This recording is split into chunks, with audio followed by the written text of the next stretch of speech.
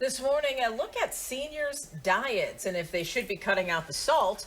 Are the substitutes actually healthy for them? Deb Marcello with Happier at Home is back with us this morning for more. Good morning. Good morning. Nice to see you. Good to see you too. Thank you. All right, so we think of salt and too much salt not being great for our health, especially when it comes to older adults.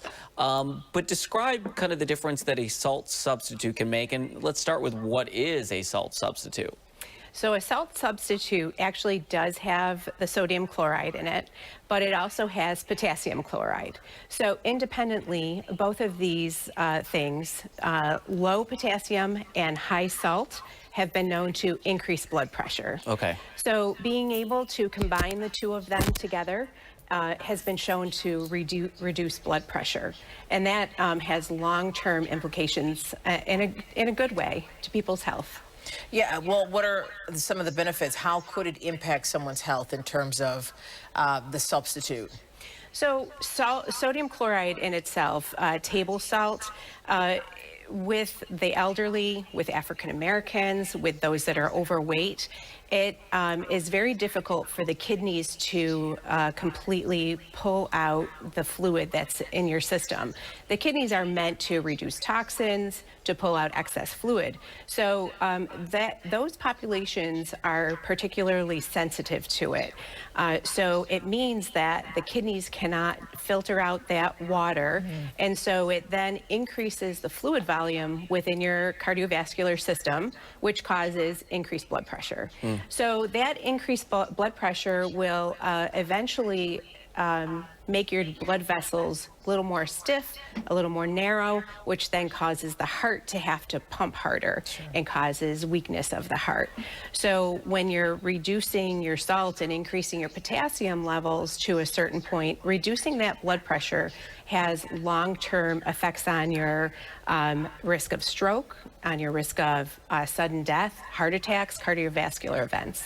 You talk about introducing a substitute, because I think many people are used to salt. I think about growing up with my own grandmother. Salt and pepper were always on the table, and salt was like the go-to there. How do you kind of help make that transition for an older loved one in your life who maybe, like my grandmother, was a little, I'll say, stubborn?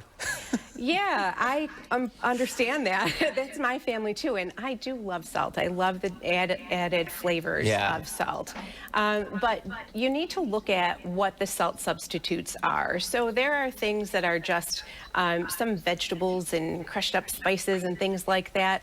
But specifically, if you're looking for a salt substitute, look for something that actually has that reduced sodium and at least 25% potassium chloride. So those things really will help to reduce your blood pressure.